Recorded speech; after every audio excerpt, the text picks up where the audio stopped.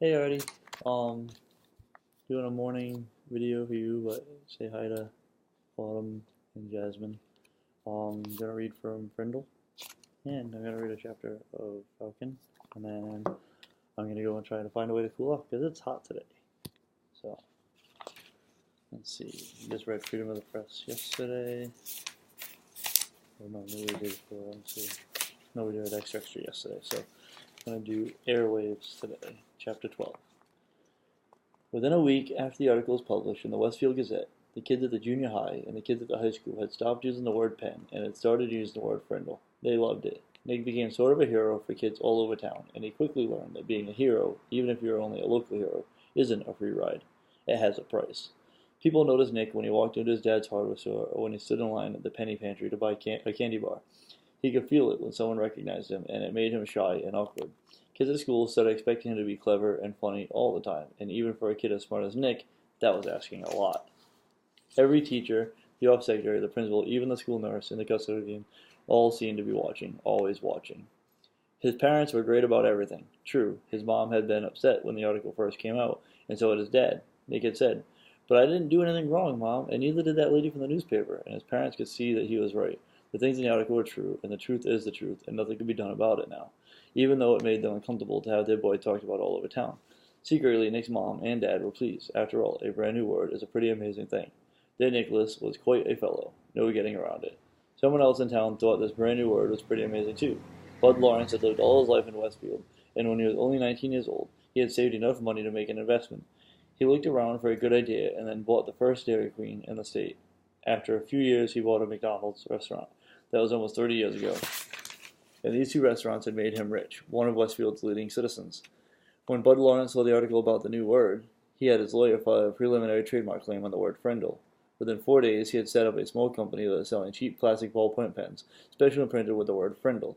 He sold 3,000 frindles the first week, and they sold so fast that stores all over Westfield couldn't keep them in stock. Then, just as quickly as kids stopped asking for frindles, the sales slowed down, and Bud Lawrence started thinking about other projects. A week later, it was Halloween. The leaves started falling, and it seemed like the town was going to quiet down. And it would have if it hadn't been for Alice Hudson.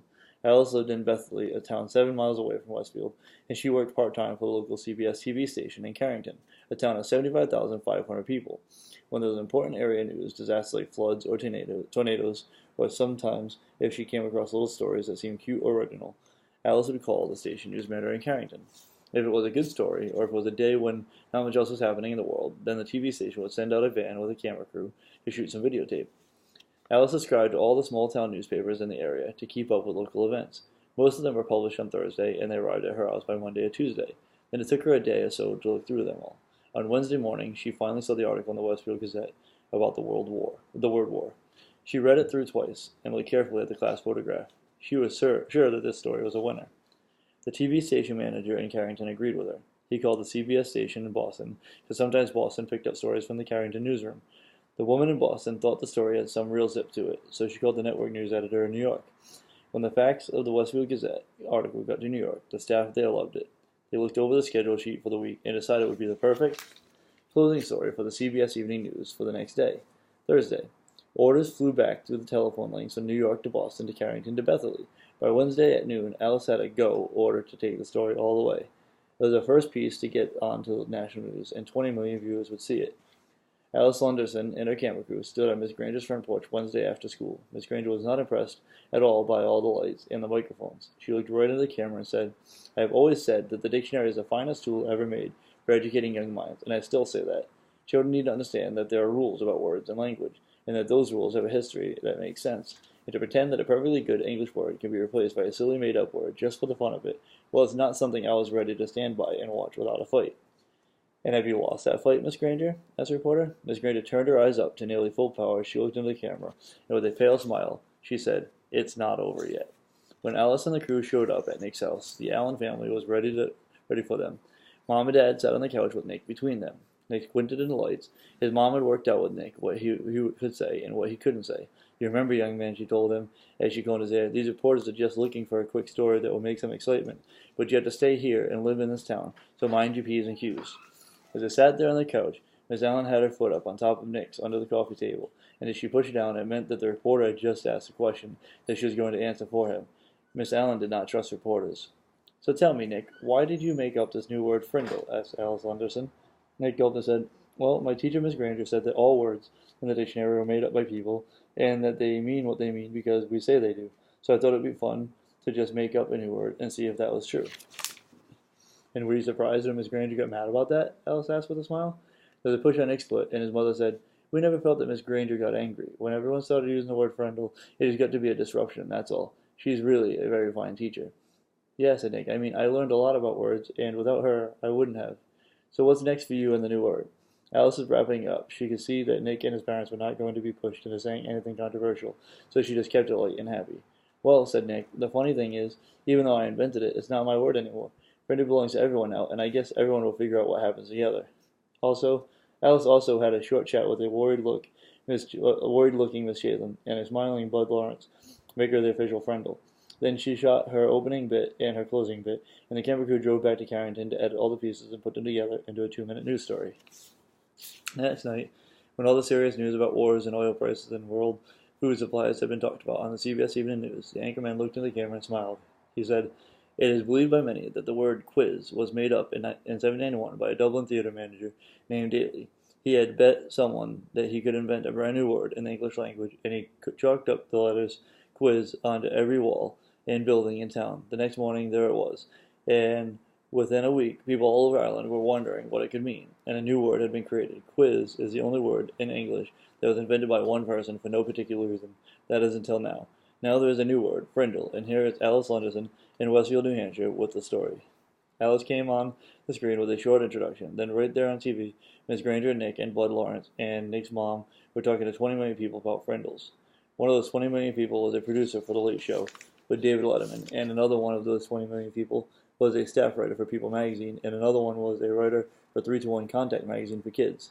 Dozens of other writers and producers and marketing people saw that story on the news, and all of them smelled a great story. During the next 3 weeks, every man, woman, and child in America heard about this funny new word that kids were using instead of the word pen. And kids in Ohio, and Iowa, and New York, and Texas, and California started using it too. Bud Lawrence was suddenly flooded with orders for anything with the word frindle on it, and he quickly got interested again. But there were complications. Bud's lawyer said, "You see that stack of orders here? Trouble, that's what that is. We got a trademark file, but it's only like an application. The whole country knows that little kid made up the word, and unless you make a deal with his dad, you're going to end up with nothing, maybe even a big fat lawsuit. That kid owns that word." When Mr. Allen came home at lunchtime, his wife told him that he had to call Bud Lawrence. It's something about the new word. This is not good news to Tom Allen. He was sick and tired of all the fuss, and being away from the hardware store so much while all this nonsense was happening had put him weeks behind on his paperwork.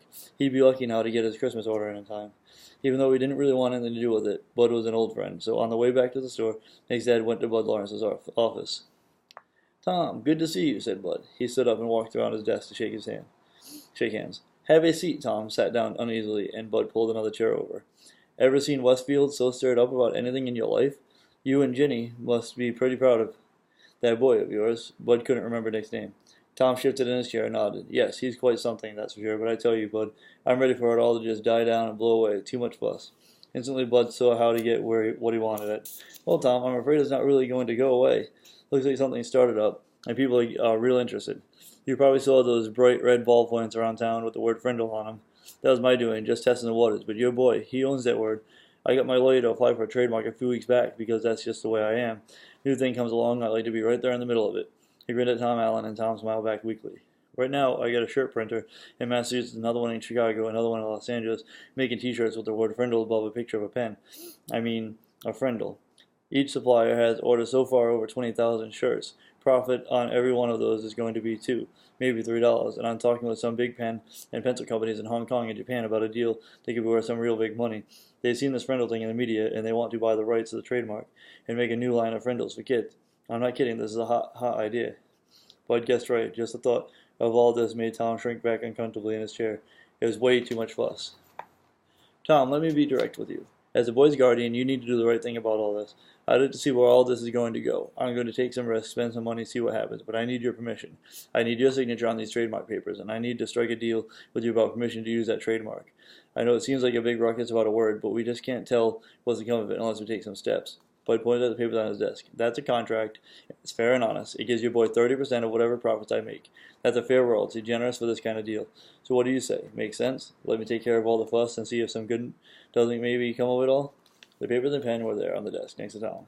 He looked at Bud, then reached over, picked up the pen, and signed both copies of trademark papers and 3 copies of the contract. I've got no reason to doubt you one bit, Bud, and I sure don't want to mess with any of this myself. Is that it? He asked, standing up. Not quite. Tom here. Then Bud Lawrence handed Nick's dad a check for $2,250. What's this for? That's what I owe Nick for the sales of Frindles in the first 3 weeks, explained Bud with a smile. Tom looked at the check and said, This is terrific, Bud, and I'm really glad about it because it'll sure help with Nick's college, but I wish you'd just keep this between us. If Nick knew, he'd probably stop mowing lawns, and I'd never get him to save another penny. So just between us, okay? Bud said, Sure, Tom, I understand. Just between us. And they shook hands. Mr. Allen left Bud's office and walked across the street to the savings bank. He set up a trust account for Nick, and the bank manager said he could make arrangements with Mr. Lawrence so any other money would be deposited automatically. That sounded good to Tom. Good to Tom Allen. If he never heard another word about it, that would be fine. As Nick's dad walked slowly back to the hardware store, he wondered if things were ever going to be the same again in a quiet little town. Oh, that's crazy. Apparently going to make a lot of money. Be able to go to school. Smart kid, you know. It's really, really hot today, so I think I'm going to read from this in the next video. I gotta go find a way to cool off. So it was hard to focus while reading, and I wanted to make sure I finished the chapter for you. So I'm going to let you go for now. I love you guys. Arty, be a good example for your sisters. You guys behave for your mom. Alright, love you. Miss you.